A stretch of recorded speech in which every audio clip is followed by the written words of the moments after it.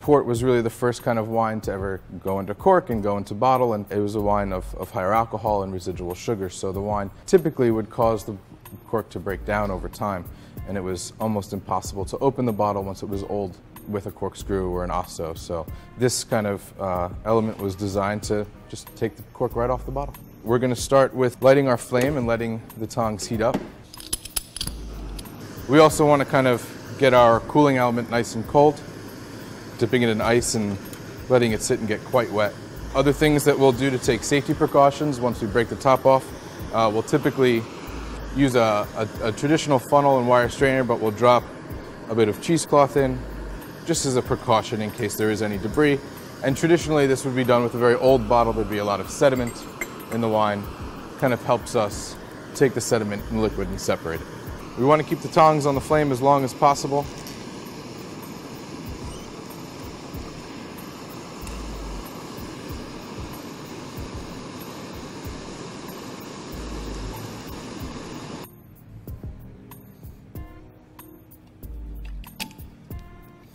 The metal sticks to the glass, you're doing it right.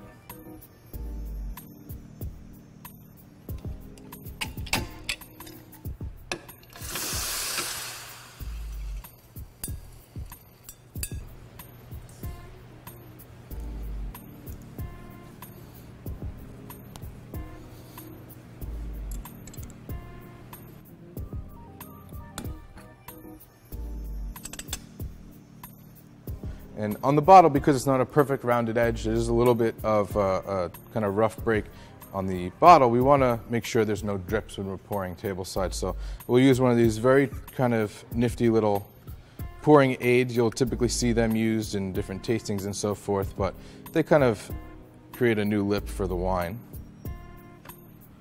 And we can go straight into our decanter.